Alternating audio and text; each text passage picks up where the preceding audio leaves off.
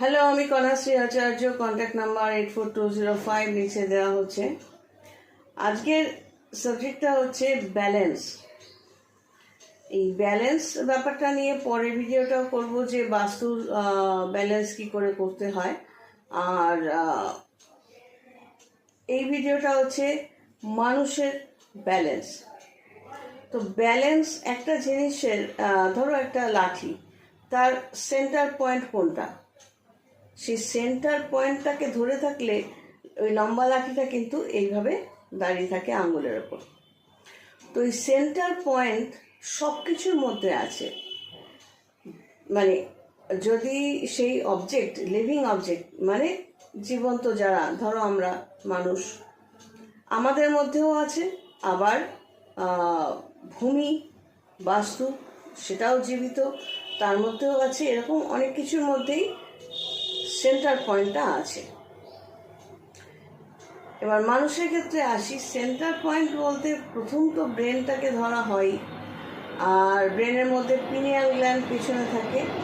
মানে এখান থেকে একটা পেন যদি লম্বালম্বি তুমি মানে ঢোকাচ্ছ এরকম মনে করো, তাহলে ঠিক পেছনটায় যেখানটায় গিয়ে হিট করবে সেটা হলো পিনিয়াল গ্ল্যান্ড।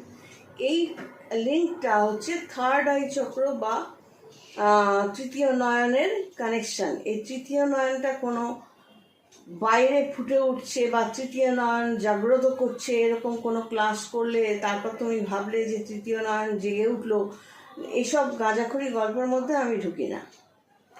ব্যাপারটা হচ্ছে একটা মানুষের পিনিয়াল গ্ল্যান্ড যেটা আছে সেটা খুব অ্যাক্টিভ, খুব ছোট্ট কিন্তু খুব অ্যাক্টিভ।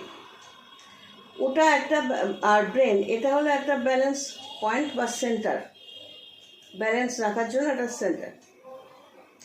বডির মধ্যে পেটের নিচের অংশটায় যদি পেছনের দিকটায় যাও, সিদ্ধারার দিকে, তাহলে দাঁড়ানো অবস্থায় আমার যতদূর মনে পড়ছে L5 বলে ওই অংশটাকে, কশেরুকার স্পাইন মানে সিদ্ধারার L5 বা সেকেন্ড স্যাক্রাল ভার্টিব্রা যেটা বলা হয়, ওইটা হলো একটা বডির ব্যালেন্সিং পয়েন্ট বা সেন্টার।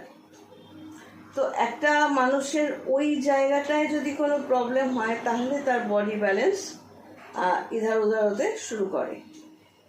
আর ব্রেনটা যেহেতু মানসিক অবস্থাটাকে ইন্ডিকেট করে, সেহেতু ব্রেনের সেন্টার পয়েন্টটা যদি প্রবলেম হয় তাহলে তার মানসিকতাও ইধার উধার হতে শুরু করে, মানে ব্যালেন্সটা হারিয়ে যেতে শুরু করে।